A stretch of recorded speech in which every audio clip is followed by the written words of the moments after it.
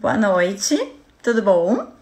Eu sou Ludmila, sou pediatra neonatologista, uma das sócias do Nasce Criança, e tô aqui hoje para conversar com vocês em comemoração ao Novembro Roxo, que é um mês que se comemora e se pensa um pouquinho sobre esse assunto tão importante, tão presente em nossas vidas, que é a prematuridade.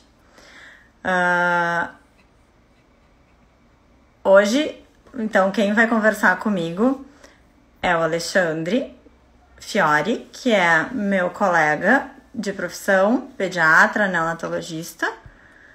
A gente vai falar um pouquinho sobre a parte da pediatria em relação aos prematuros e aos cuidados com os prematuros. Então, já aceitei aqui o Alexandre e ele já entrou. Boa noite. Boa noite, Ludmila, tudo bem? Tudo bom? Eu já me apresentei, então agora te apresento um pouquinho aí para o pessoal. E já falei que a gente vai conversar um pouquinho sobre a visão do pediatra em relação aos prematuros. Ótimo. Então tá bom. Boa noite a todos. Obrigado pelo convite, Ludmila, a Camila também, que está sendo uma ótima organizadora de eventos aí, está me ajudando bastante.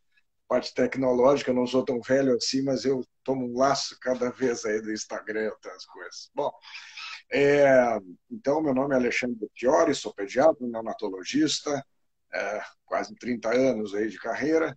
E, bom, esse é o meu métier. Eu faço pediatria também, em geral, no consultório, mas a minha especialização sempre foi UTI neonatal e, especificamente, trabalho com os prematuros. Então tá, vamos lá. Pensando um pouquinho, eu estava aqui pensando no que a gente podia falar, e eu acho que a gente pode começar numa retrospectiva, e eu estava pensando o que mudou na neonatologia nesses últimos anos, e acho que quais foram os principais marcos, né? As divisões de água, assim. Fiquei pensando que acho que uma das principais divisões de água, o antes e depois, foi o surgimento do surfactante. Acho que isso certamente foi um impacto. Mas em todo esse tempo, o que mais que a gente... E nos últimos anos, o que mudou, o que melhorou, o que a gente está fazendo de diferente do que se fazia antigamente?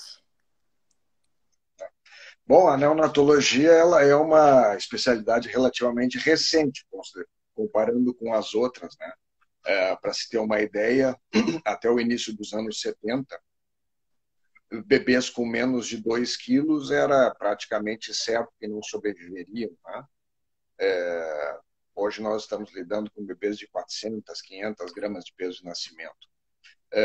Na época, inclusive, nem se intubavam os bebês que conseguiam sobreviver eram aqueles que tinham algum grau de maturidade e aí conseguiam sobreviver por conta própria. Existiam as incubadoras, dieta por sonda, mas muito pouca coisa, monitoração eletrônica, não se sabia quase nada de como é que os bebês estavam num caráter contínuo como a gente tem hoje. Né? E sim, tu mencionaste o surfactante ele foi descoberto muito tempo atrás, né? Já na década de 50, os primeiros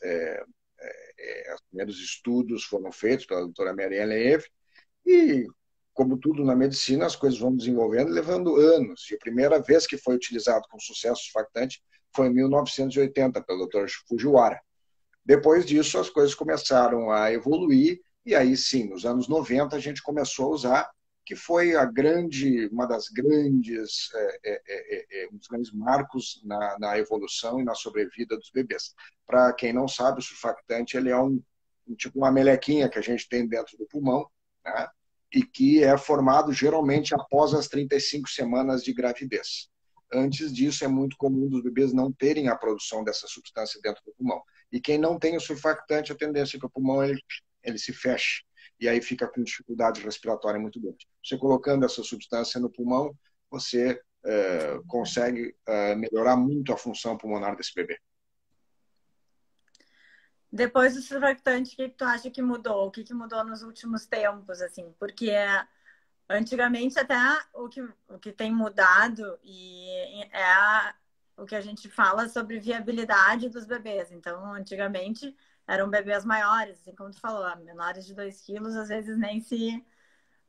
atualmente, os limites da viabilidade mudaram um pouquinho, principalmente recentemente, e a gente tem conseguido bons resultados, e alguns resultados com bebês bem pequenos, né? Até um tempo atrás, 24 semanas, 400, 500 gramas, né? Eram os limitadores, mas agora a gente já sabe que bebês menores que isso conseguem sobreviver. Sem dúvida. Verdade. Nós estamos realmente numa situação atual de que em vários locais do mundo já está se investindo em bebês, em geral, a partir de 22 semanas de gravidez. É claro que isso é muito importante, os pais, as pessoas que estão ouvindo, estão participando da live, saber que isso é um início de uma chance, não é uma coisa, então tem 22 semanas, ótimo, ótimo, vai dar tudo bem. Não, não é assim. Tá? Esse limite de 22 semanas, que até em alguns lugares, por incrível que pareça, ainda já estão abaixo disso. O Japão, por exemplo, crianças acima de 21 semanas já tem locais onde eles investem em bebês dessa idade. Mas aqui, na nossa realidade, nós estamos começando a investir em bebês a partir de 22 semanas completas. Tá? E isso foi possível, como tu mencionasse, por uma série de aspectos, tá? Que a gente pode citar aqui que são fundamentais. A monitoração do bebê, a monitoração contínua desse bebê, avaliação, né? O estabelecimento de limites para determinadas situações do dia a dia do bebê, a oxigenação do bebê, que se começou a estabelecer um limite adequado, o cuidado com a pressão arterial do bebê, que foi cada vez mais tendo sucesso nisso, o tratamento das outras doenças que são comuns em recém-nascidos também contribuiu muito para essa melhora. Obviamente, o equipamento da UTI neonatal, a melhora da tecnologia de incubadoras, de uso de acessos intravenosos, né? Hoje em dia, não fica mais puncionando. Antigamente, se puncionava, estava toda hora picando o pobre do bebezinho. Agora tem técnicas que fazem com que o bebê fique semanas com um acesso venoso sem precisar ficar dando essas picadinhas chatas no bebê. Então, é uma série de coisas que contribuíram para esse atual estado das coisas. Né? Exatamente. Eu acho que um dado importante para falar para as pessoas é que 11,5% dos partos no Brasil são em menores de 37 semanas. Então, é uma população expressiva, né? No mundo nascem 15 milhões de prematuros por ano. Então, acho que o cuidado e o avanço na tecnologia e na medicina nesse sentido é extremamente importante, porque a gente sabe que é uma população enorme, né? 15 milhões de prematuros ao ano é um número expressivo de bebês e de crianças que acabam tendo aí uma repercussão, né, melhor ou pior, dependendo dos cuidados que recebem. Então, acho que o mês da prematuridade, o novembro, ele serve um pouquinho para isso, para a gente pensar na importância do número grande de crianças, de prematuros que nascem todos os anos e que estão aí, né? Estão aí para a gente cuidar. É bem mais comum do que imagina. Bem mais comum. E isso é uma coisa que é importante as pessoas que estão ainda planejando a engravidar, vão ter outros filhos. Não há motivo para a gente se surpreender. A gente se assusta com a prematuridade, mas é muito comum das pessoas não passar pela cabeça que isso possa acontecer. E você mesmo falou, né, Ludmila, que 10% das gestações, praticamente, ou até mais, terminam prematuramente, então isso tem que ser considerado. E claro que você procurando, fazendo um pré-natal adequado, procurando locais adequados, com pessoas adequadas, as chances de que mesmo haja um nascimento prematuro são atualmente muito boas, principalmente depois de uma certa faixa de idade. E agora, conta um pouquinho pra gente como é que tu foi parar na neonatologia. Vamos sair um pouquinho do aspecto teórico. O que que eu posso falar, né? Eu sou filho do Dr. Renato Fiore, foi nosso professor, além de ser meu pai, né? E o professor Renato Fiore é o pioneiro da neonatologia no Brasil, praticamente, né? Então, certamente, eu e o meu irmão, tem um irmão que é neonatologista, certamente teve influência em casa, né? Uma pessoa que sempre nos transmitiu uma ideia de uma verdadeira fascinação pelo que ele faz, ainda faz, graças a Deus, ainda está vivo, está bem, né? E em função disso, obviamente que os filhos são influenciados e influenciados a fazer a medicina primariamente e depois seguir a área que a gente teve tanta influência, né? E foi isso. Tem dois neonatologistas seguindo aí a carreira do pai. E conta um pouquinho pra gente o que nesses anos todos, assim, conta alguns casos, o que te marcou, o que tu... Puxa vida! Foram vários, são muitos, eu sei. Tantas e tantas histórias. Eu acho que é, uma, é um festival enfim, alegrias, frustrações, que é difícil da gente lembrar de casos específicos, mas a gente eu lidei com todos os níveis sociais, das pessoas com mais dificuldade, mais precariedade, e que saíram muito felizes com os seus bebezinhos, que conseguiram sobreviver à prematuridade, né? Até mais recentemente, um caso aí que tu participasse comigo aí ativamente, no cuidado de uma paciente que foi a nossa primeira paciente de 22 semanas, que sobreviveu muito bem, que apareceu em todos os jornais aí recentemente, né? Essa também foi uma história fantástica e extremamente recente. Está com 9 meses agora. Isso mesmo. E tá... Ela continua, está no consultório lá comigo. Pessoal muito legal. Isso. Pois é, então a gente chegou num ponto falando dos pacientes muito pequenininhos, enfim, e acho que a gente acaba fazendo parte um pouquinho da família, né? A gente convive com eles meses e meses, os prematuros mais extremos, mais tempo, às vezes chegam a ficar 6 meses com a gente, 5 meses lá, e a gente acaba fazendo parte da família e dessa história por tanto tempo. Então, eu acho que isso mudou bastante nos últimos anos, esse olhar sobre a família, esse contato com a família, enfim, né? Acho que isso é uma coisa importante. Eu acho que fala um pouquinho dessa relação. Cuidar de criança em geral, não necessariamente só prematuros, você tem que sempre cuidar da criança e dos papais, né? O que recentemente também foi muito importante no cuidado neonatal é o cuidado multiprofissional, né? Isso realmente mudou bastante nos últimos anos, com o auxílio dos fisioterapeutas, as enfermeiras nem se fala, estão sempre junto com a gente, os auxiliares de enfermagem, né? Fonoaudiólogos, enfim, essas especialidades afins, nutricionistas, né? Todas essas especialidades também dão sua contribuição para isso, né? E, de alguma maneira, se montou justamente essa equipe multiprofissional, que é uma grande família cuidando dos pequenininhos, né? A gente troca muitas ideias com as outras especialidades, com médicos especialistas quando são necessários para cuidar do bebê também, né? Agora, a comunicação com o pai e com a mãe é fundamental. O bebezinho, a gente faz uma comunicação diferente, né? Uma comunicação mais telepática, né?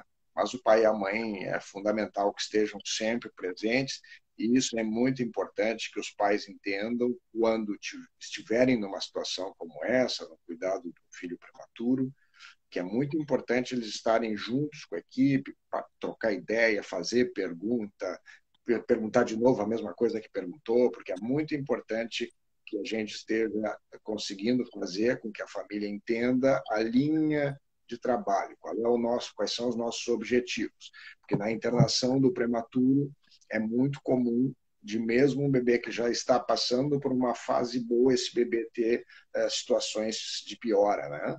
Então, esse tipo de situação, se você está próximo à equipe multiprofissional, trocando ideias, você vai entender que isso faz parte do cuidado e não deve ser um motivo para tanto susto. Exatamente. Acho que uma das formas de cuidado também com as famílias e com os bebês é o colo precoce, né? Eu acho isso, e acho que esse vínculo dessa mãe com o bebê, de conseguir colocar no colo, de fazer ali o canguru. Então, acho que isso também ajuda bastante na questão do vínculo e do cuidado dessa mãe, desse bebê e desse pai, porque o pai também faz canguru, né? Não é só a mãe que faz canguru. Então, acho que isso... O cuidado do canguru também é outro detalhe que também entra nessa série de situações que contribuíram bastante também para a evolução desses bebês prematuros. Foi inventado na Colômbia, mais próximo do que imagina, né? E depois virou um método internacional, né? Inclusive, tem locais, em maternidades, que as mães têm quartos onde elas dormem com o bebê enfaixado no peito, né? Esse é o canguru no sentido literal, né? Mas o colo, pele a pele, diariamente, claro, na medida do possível, porque tem bebês os cuidados clínicos às vezes são tão intensivos que podem impedir temporariamente. Mas tão logo essa criança tenha condições, ela deve ser colocada no colo da mãe, do pai, se enroscar nos pelos do pai, não tem problema nenhum, né? Conversar, trocar ideia, explicar para ele o que está acontecendo, sempre tentar evitar incomodar o bebê, né? Então, pai e mãe fazem a parte boa. E quem tem que, de vez em quando, incomodar, que é o nosso caso, as enfermeiras, os outros profissionais, sempre tentar se adequar ao momento que o bebê está pronto para ser intervido e quando o bebê está dormindo, está descansando, deixar ele quietinho no canto dele. Isso aí. Chegou uma pergunta agora. Pessoal, vocês podem ir mandando perguntas, a gente vai respondendo conforme as perguntas vão chegando. Então, chegou uma pergunta sobre idade materna avançada, se é um fator possível para prematuridade. Sim, sim, é. Tanto a idade avançada como a idade precoce, né? A gravidez na adolescência, bem como a gravidez com idade mais avançada, é um fator de risco para parto prematuro, por uma série de aspectos, né? Claro que isso de forma nenhuma deve ser utilizado para desencorajar as gravidezes numa idade mais avançada, né? Mas é sim um fator de risco e, obviamente, tem muita associação com as doenças que se associam a uma idade um pouco mais avançada. Então, você tem um risco de algumas complicações obstétricas que podem levar ao parto prematuro quando a idade da mãe, principalmente acima dos 40 anos, especialmente até acima dos 45 anos. Isso se vê cada vez mais comum, cada vez mais comum hoje em dia, né? Cada vez se vê partos, enfim, gestações em mulheres de idade mais avançada. Acho que a parte ali da fertilização, enfim, evoluiu muito nos últimos anos, então a gente vê isso cada vez mais frequentemente, né? E as mulheres, enfim, por todos os direitos devidos, né, estão querendo investir na sua vida profissional e tentando cada vez mais uma estabilidade maior, primeiro, na sua vida profissional, para mais tarde, então, ter a experiência da maternidade. Exatamente. Estresse durante a gravidez pode ser causa de parto prematuro? Sim. O estresse ele induz uma série de liberação de substâncias que podem efetivamente desencadear um trabalho de parto prematuro, né? A interrupção da gravidez prematuramente, ela pode ser por questões maternas especificamente, geralmente aumento da pressão arterial da mãe, os casos chamados de pré-eclâmpsia, quando se além da pressão arterial tem algumas alterações no exame dos rins, né? Você tem a diabetes durante a gestação, que também pode gerar parto prematuro, e também tem as causas especificamente associadas ao útero, à bolsa dos líquidos, que às vezes ela rompe prematuramente, às vezes sem uma causa detectada no momento de que isso acontece, e isso gera também a interrupção prematura da gravidez. Chegaram mais umas perguntas aqui. Quais os principais riscos que impedem um bebê prematuro de sobreviver? Bom, em primeira instância, a prematuridade em si, né? Quanto mais imaturo, mais difícil mais difíceis ficam as chances desse bebê. Mas realmente a gente está lidando, por exemplo, se pega uma gravidez atualmente de entre 24 e 25 semanas, a gente já trabalha com uma sobrevida de quase 80% já, né? Entre 23 e 24 semanas, a gente já cai para uma faixa de 60%, 50%. E aí, entre 23 e 22, a gente ainda está lidando com uma faixa não maior do que 20% em média. Tem alguns locais que você aí já vai ver uma sobrevida maior. Esses locais que têm uma sobrevida maior são aqueles locais que investem em todos os bebês. E talvez esses índices ainda mais baixos em outros lugares têm muito a ver com a decisão de não investir, de não tomar nenhuma atitude para manter a vida desses bebês tão imaturos, que na verdade é algo que os pais participam, devem participar, e até mesmo ainda é absolutamente aceitável que, no caso de maturidade extrema, extrema, extrema, se opte, tanto os pais como a equipe profissional, até de não tomar nenhuma atitude de manutenção em função de um risco tanto de mortalidade extremamente elevado, como de, se sobreviver o bebê, de sequelas muito graves que esse bebê possa ter. Acho que a gente pode... Não sei se responde.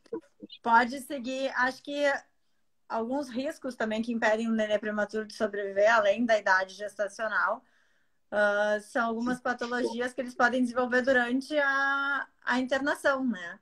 Então, a gente tem ali tanto a imaturidade do pulmão, é uma coisa bastante significativa. Então, a gente tem o surfactante, mas nenês muito imaturos, às vezes, precisam ficar entubados em ventilação mecânica por um longo tempo. Isso causa lesão pulmonar. Então, alguns desses bebês acabam desenvolvendo displasia broncopulmonar, às vezes precisam ter alta usando oxigênio. Então, acho que isso também é um fator que impede, muitas vezes, um prematuro extremo de sobreviver, a questão pulmonar, né? Por não conseguir ventilar, a gente não consegue oxigenar esses nenês. Enterocolite necrosante, eu acho que também é uma patologia presente, enfim, então também é uma patologia de prematuro, então muitas vezes também acabam não sobrevivendo devido a isso. Então, acho que tem algumas patologias específicas do prematuro, infecções, eles também são mais suscetíveis a infecções, por mais que a gente tenha um tratamento precoce, às vezes são infecções agressivas, então também acabam não sobrevivendo. Então, além a prematuridade em si, tem seus riscos associados, né, em várias áreas, né?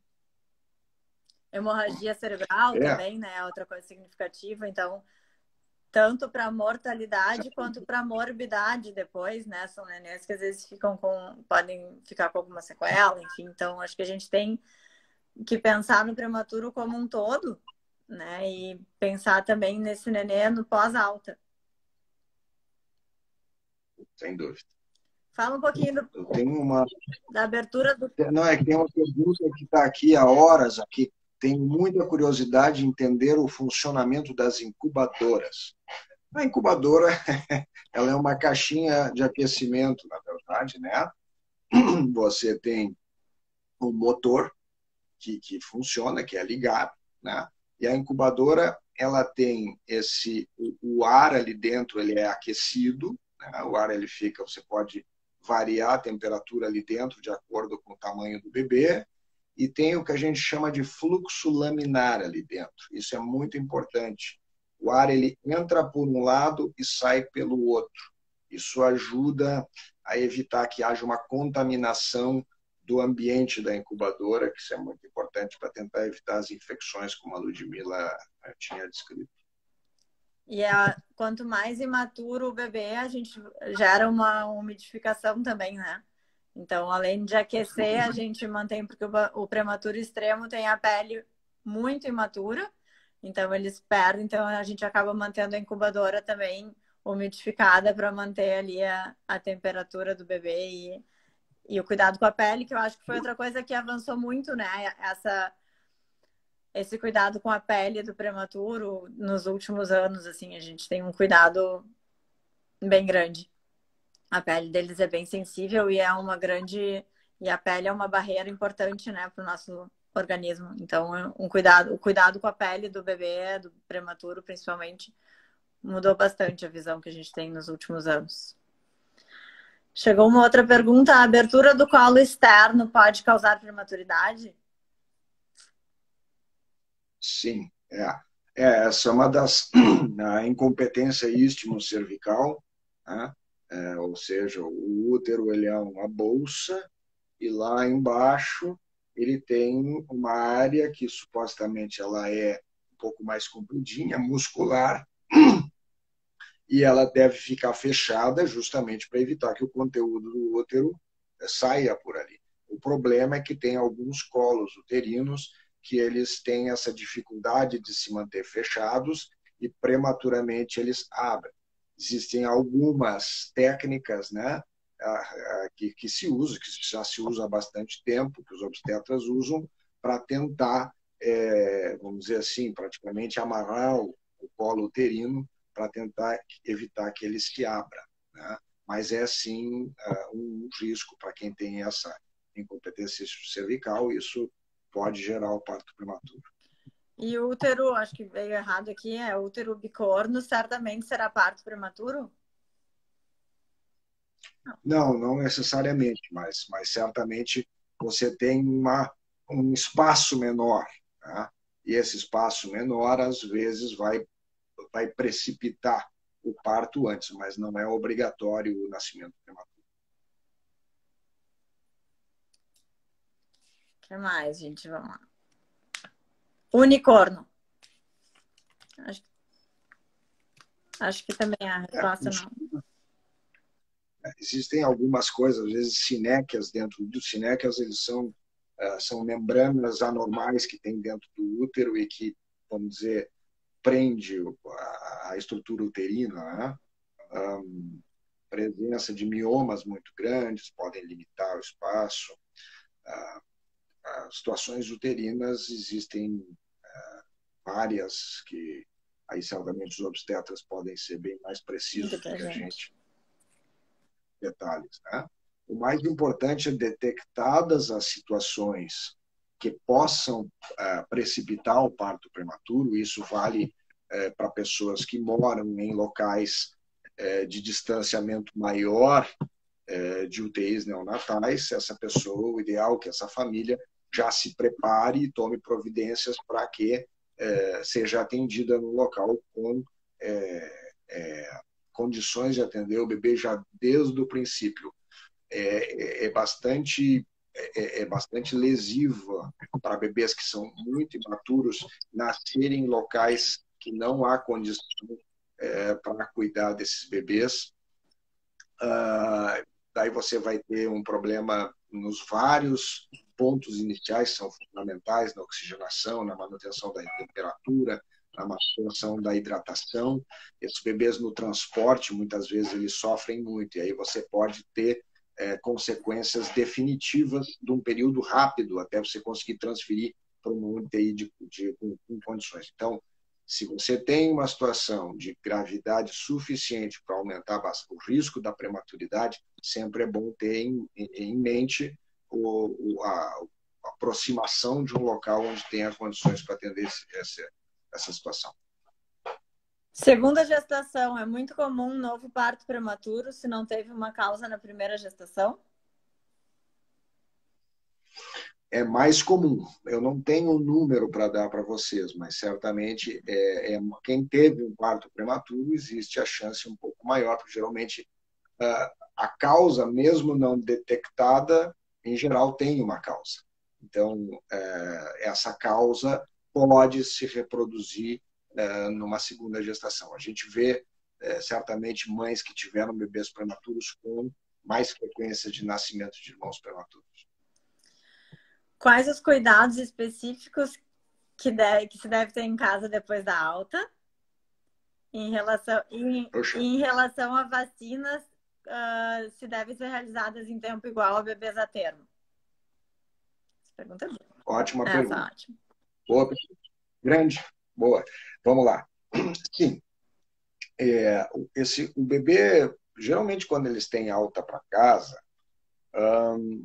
em geral, eles ainda não estão com um vigor de um bebê que nasceu com 40 semanas. Então, uma das coisas importantes é que a gente precisa ser ativo no momento da mamada do bebê. Então, a gente tem que acordar o máximo possível, acordar ele com regularidade, em horários certinhos, né?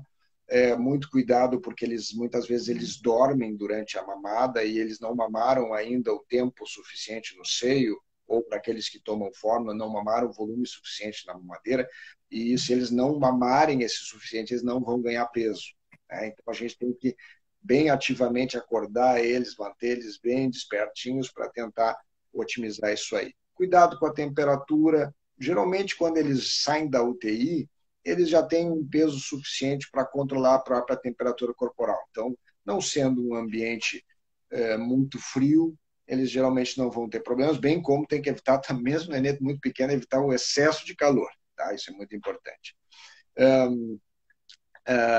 Muito importante fazer as revisões logo depois da alta, para ver peso, né, com o pediatra. A questão das visitas, visitas, escolinha. Isso, exato. Né? Visitas, eu sempre, isso independente do Covid, né? Sempre a gente orienta que se evite que o bebê seja exposto a ambientes com muita aglomeração de pessoas, né?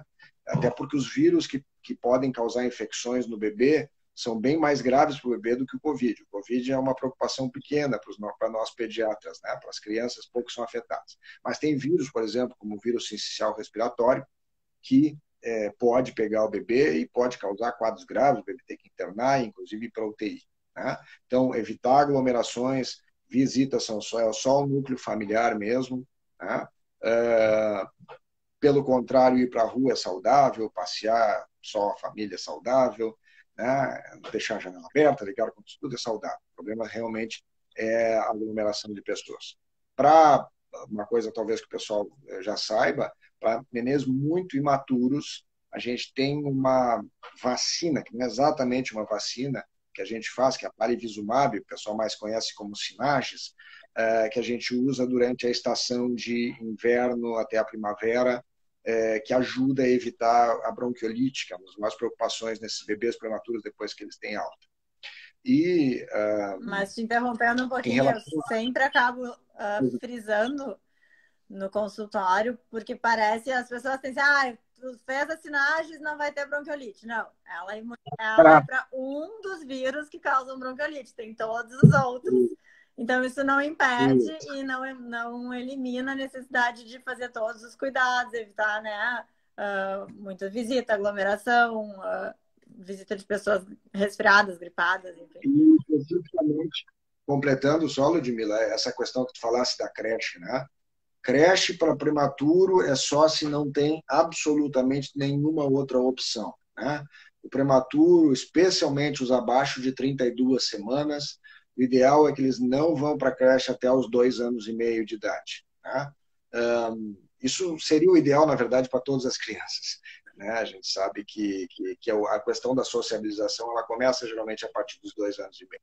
Mas especificamente para prematuros, especialmente os abaixo de 32 semanas, tente-se qualquer outra opção para evitar a escolinha. Se não tiver jeito, bom, aí paciência. Aí a gente lida daí com as situações. E nessa linha de raciocínio, evitar aglomeração de pessoas até quantos meses? É isso que eu falei, até os 2 anos e meio, idealmente, né?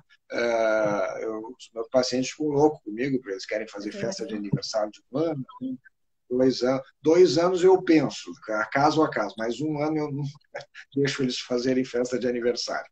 Né? Justamente, claro, se é época de verão é um pouco mais tranquilo, mas certamente no inverno do gaúcho, ali outono, inverno, até metade da primavera, às vezes a gente quer agradar os outros socialmente e quem paga o preço acaba sendo o filho da gente.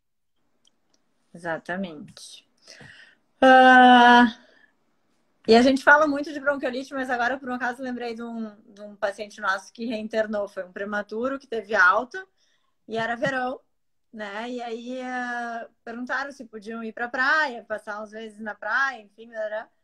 E eles acabaram indo, porque a princípio era só a família, mas eles esqueceram de citar que a família era uma família enorme, cheia de crianças, e o neném acabou tendo uma gastroenterite e voltou desidratado, né, para UTI.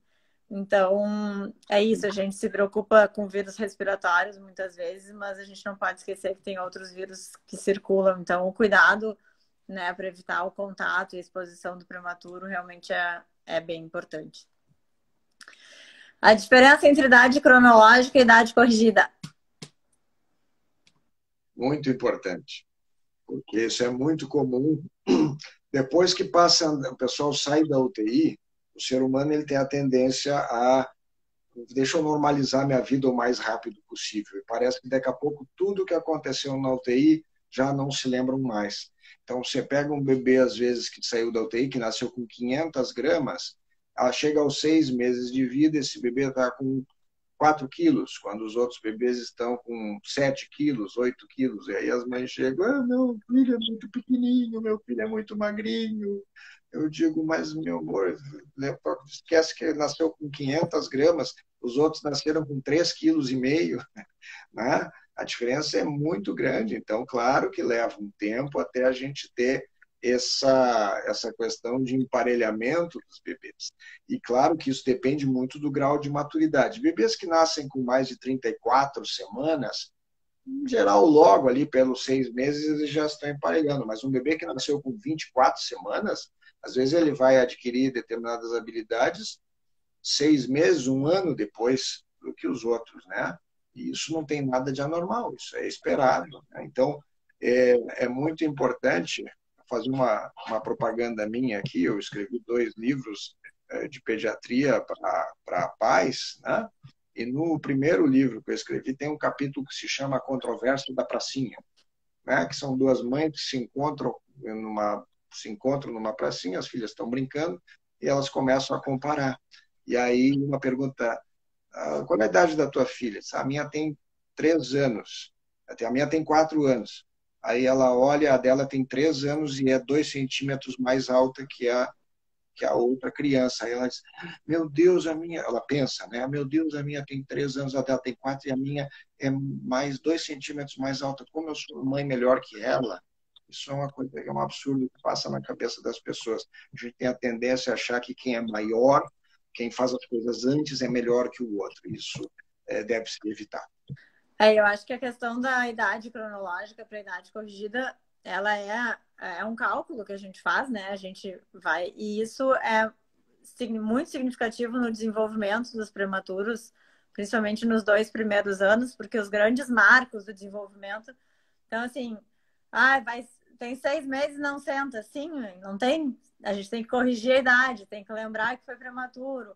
Né? Às vezes fica a avó, os tios, a vizinha dizer, como assim? Não senta. Então, não só em relação a peso, estatura, mas os principais marcos do desenvolvimento também é importante que até os 2 anos a gente use a idade corrigida, né? Porque isso é significativo para esses bebês. E outro cuidado, falando das mães da pracinha, acho que hoje em dia são os grupos de mães, né?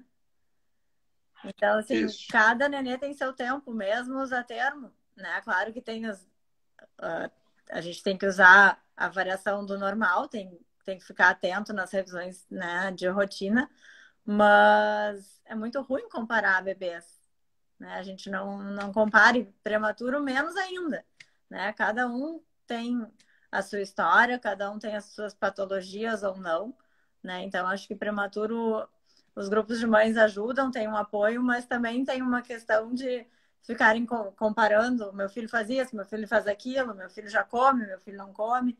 Então, isso às vezes também gera um pouquinho de... Não sei qual é a tua experiência no consultório, mas a minha é meio tensa às vezes. Isso em qualquer pediatra a gente percebe isso, né? Cobranças de coisas que não devem ser cobradas. Isso só gera frustração sem absolutamente nenhum tipo de vantagem. Tá? Colocar-se bem, às vezes os membros da família dão muito palpite. Né? E pessoas que às vezes não têm o conhecimento necessário para dar tais palpites. Né? As coisas são baseadas na experiência própria. Então, o que eu sempre digo é, antes de você concluir que o seu filho ou está pequenininho, ou está demorando para andar, ou está demorando para falar, converse com o profissional, com a pessoa que dá apoio para vocês. Certamente a coisa não, na maior parte das vezes, não vai ser o que se imagina que tem algum problema acontecendo, mas é só uma questão de variação da normalidade. Né? Alguém que caminha com 10 meses ou alguém que caminha com 1 ano e 3 meses não faz absolutamente nenhuma diferença. Esse que caminhou com 1 ano e 3 meses não vai ser menos fisicamente desfavorecido, não vai poder ser atleta, não tem nada a ver. Isso só são variações da normalidade. E quais as sequelas mais comuns e frequentes em prematuro? Muito bem. Bom, o mais comum no prematuro são as sequelas motoras. Isso é mais comum. A gente usa um termo que é um termo que para o leigo é muito pesado, se chama paralisia cerebral. Paralisia cerebral dá uma impressão de que é alguém restrito a uma cadeira de rodas, que não fala, que não se comunica, e não é verdade. Paralisia cerebral ela é uma patologia basicamente de origem motora. É muito comum, a área mais sensível do cérebro do prematuro se aproxima muito das fibras nervosas que inervam as pernas. Então, as pernas são as mais comumente afetadas nesses bebês. Às vezes, eles podem ter uma pequena dificuldade para caminhar ou até mesmo bebês que não conseguem caminhar e precisam da cadeira de rodas. As sequelas de órgãos dos sentidos, alteração em visão, audição podem acontecer. Né? E sequelas cognitivas, a parte de inteligência não é tão afetada quanto a motora, mas pode. E certamente existe associação com algumas das doenças mais comumente faladas nas crianças, mas um pouquinho mais velhas, que são a hiperatividade, déficit de atenção, né? Dificuldade no aprendizado escolar, às vezes não é porque a criança é preguiçosa, às vezes é porque ela não consegue entender determinados conceitos, especialmente nas áreas de exatas, é um pouco mais, a gente vê mais isso em matemática, em física, né? Mas as sequelas cognitivas, elas são menos frequentes. Em geral, elas têm mais problemas motores. E por que tem mais prematuro em gêmeos? Bom, é uma questão de espaço, né? Uma questão de espaço, basicamente, certamente a gestação gemelar. Isso gemelar, não estou nem falando de trigemelar e quadrigemelar, que aí sim, realmente a incidência de prematuridade é enorme. Né? Em gêmeos existe um aumento pelo espaço físico, sim, mas a presença da gestação gemelar tem um custo para a mãe, e às vezes isso gera algumas outras patologias mais frequentemente que acontecem com a mãe e acaba gerando o parto prematuro. Mas até imagina levar uma gestação gemelar até o fim, você pega 2 bebês de 3 quilos, 3,5 kg, mais placenta, mais líquido, a barriga fica que é né? Tem 8 quilos de criança e placenta dentro da barriga, é muito difícil da mãe conseguir resistir isso, né? Então, o útero ele tem uma capacidade limite. Aí, em algum momento, ele vai começar a contrair e dizer, não aguento mais. Isso aí. O que mais, gente? O que mais, Alexandre? Bom, tem uma série aí de assuntos que a gente pode falar, né? Mas eu acho que a mensagem principal é que as pessoas têm que ter esperança, sim. Cada vez mais a gente está conseguindo ter bons resultados, né? Mas não são tudo rosas, né? E isso eu chamo atenção especificamente para aquele prematuro grande, ou seja, entre 34 e 37 semanas. Às vezes, algumas pessoas têm a impressão, não, já está com 34, 35, tá bom, não vai nem para a UTI. Isso pode até ser verdade, tá? Que daqui a pouco, às vezes, o bebê não vai para a UTI, mas essas crianças, estatisticamente, elas têm um índice bastante mais elevado de sequelas futuras. Às vezes não sequelas graves, mas essas dificuldades escolares, dificuldade de relacionamento, aumento de algumas patologias. Então, é muito importante tirar a ideia de que passando de 34, 35 está tudo bem. Claro, se precisar nascer com essa idade, claro que vai ter que nascer. Mas a gente não precisa proporcionar a situação, já não aguento mais, agora já estava na hora de nascer. Não. Né? O recomendado, inclusive, é tentar sempre atingir pelo menos 39 semanas de gravidez. Tá? Então, claro que o prognóstico de bebês dessa faixa de 34 a 37 semanas, na maioria vai ser bem, mas não é a mesma coisa que um bebê que nasce com 39, 40 semanas. Chegou aqui o assunto creche. Que o indicado para todas as crianças é ir para a creche depois dos 2 anos e meio, para falar um pouquinho mais sobre isso. Não é assim, aí que tá. A creche, ela é, obviamente, uma necessidade que surgiu à medida que os pais, ambos os pais, têm que trabalhar e que, eventualmente, você não tem uma pessoa de confiança, algum familiar, que possa assumir essa função. Né? Então, obviamente, que a creche ela tem uma função social muito importante. O que eu quis dizer para as pessoas que têm a possibilidade de manter os seus filhos por mais tempo. Por que isso é importante? Porque, na verdade, se tem uma ideia de que a criança, quanto mais cedo entra na creche, na escolinha, tem um desenvolvimento mais rápido, ela tem habilidades maiores do que quem não entra. Isso não é verdade. Tá? Os bebês não têm vantagens da sociabilização antes dessa idade dos 2 anos e meio. Claro que às vezes, não, mas ele deu um pulo quando é na escolinha, ótimo, não tem problema, mas ele ia dar esse pulo em algum outro momento, se ele não estivesse na escolinha, isso não vai interferir no desenvolvimento dele. Tá? Então, para quem tem a opção, e especialmente para prematuros, o melhor é não realmente tentar evitar a creche. E por que evitar a creche? Porque o número de infecções virais, especialmente, ele é avassalador, especialmente no primeiro ano de escolinha. A média de infecções que os bebês têm no primeiro ano de escolinha é de 12 a 15 num ano. E considerando que cada dessas infecções vai gerar, especialmente, tosse mucosecretante, tosse chata, por pelo menos 15 dias, a impressão que dá do bebê que entra na escolinha é de que ele nunca mais fica bem. Essa criança está sempre doente. Né? Por quê? Porque emenda um quadro no outro. Né? Então, e isso certamente tem suas consequências também, tem consequências do ganho de peso, essas crianças elas ficam mais frágeis, têm risco de internações. Elas comem menos, né? Cada vez estão doentes, então... Isso, exato.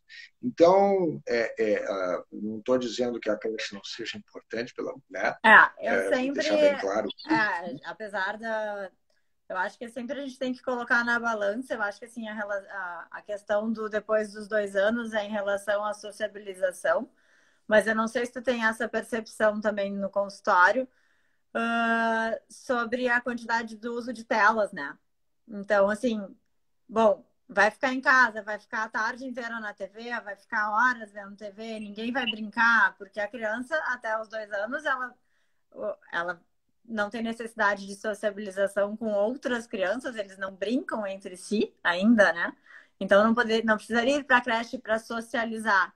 Mas a escolinha às vezes tem um papel que às vezes não se consegue em casa também, dependendo quem vai cuidar dessa criança, porque às vezes tem que cuidar, mas tem que cuidar da casa, tem 500 coisas para fazer, tem que pai e mãe agora, principalmente nessa época da pandemia, em home office, a gente viu um abuso absurdo do uso de telas, né, em todas as casas. Então, acho que o uso de telas em crianças pequenas também é prejudicial.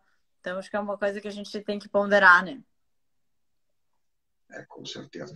Bom, realmente nessa faixa etária, o que eu vou dizer? Na verdade, lamentavelmente, o pai e a mãe, eles não podem, vocês vão ficar com a criança em casa, utilizar a tela como um recurso para dar um tempo, para poder fazer as suas coisas. Não, criança nessa idade, ela não tem que ser exposta à tela, ela tem que brincar com coisinha de encaixar, tem que ralar os joelhos no chão, o pai e a mãe tem que ficar de quatro com a criança no pescoço, aquelas coisas que sempre funcionaram assim, né?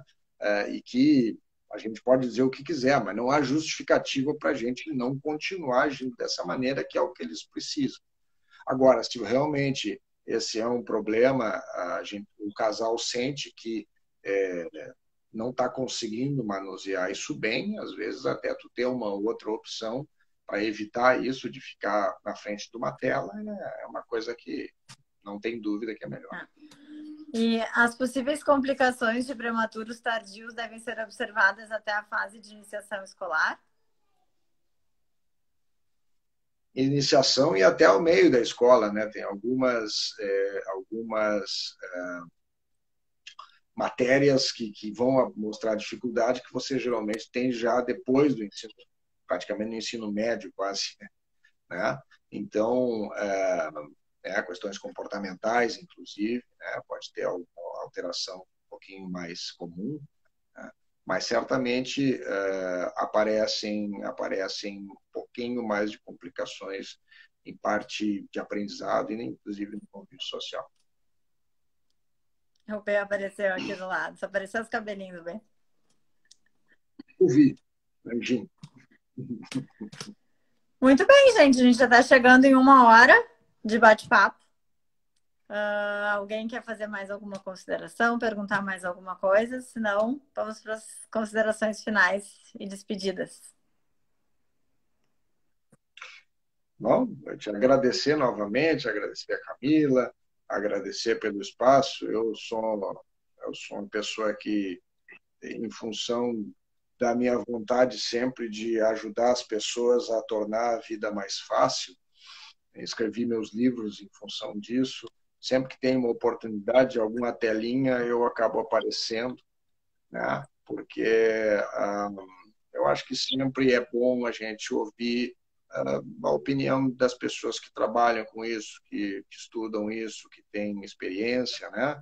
Sempre é muito importante evitar utilizar somente conhecimentos de internet, de blogs e de, né?